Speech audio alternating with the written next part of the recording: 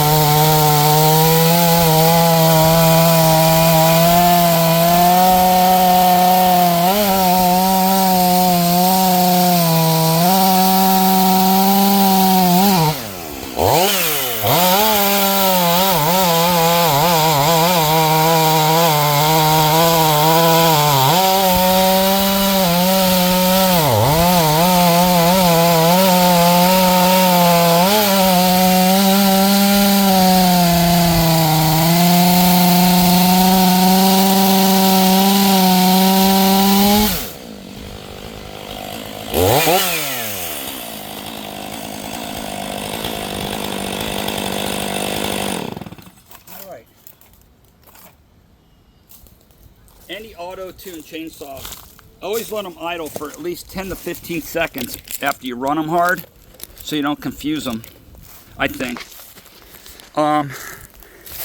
My buddy's like, get a bark box, get a bark box. Nope.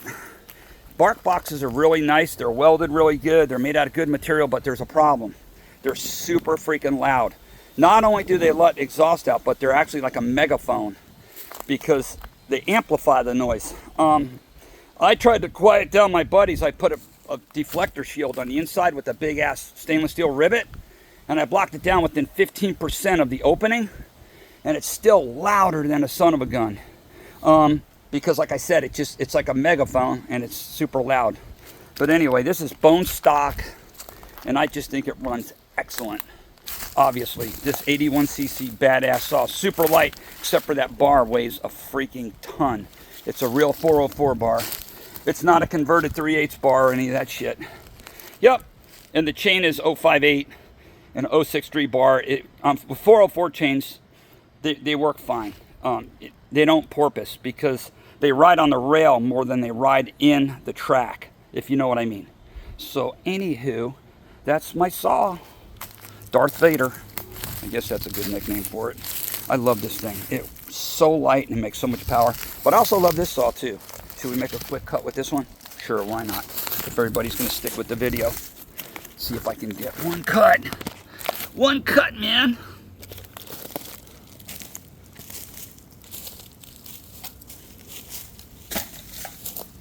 .404, 460 top end.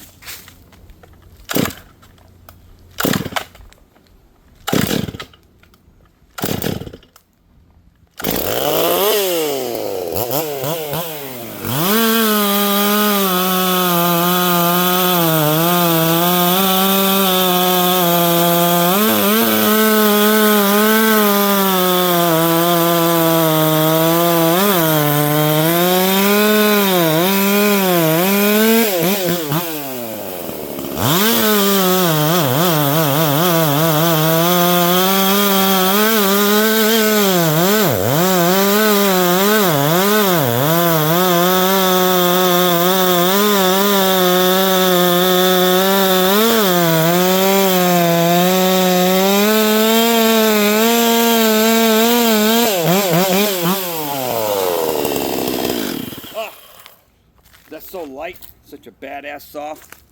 Take a close-up, then we'll end the video. Look how clean this sucker is. I got this for 40 bucks, $44 I gave him. That's all the money I had in my pocket.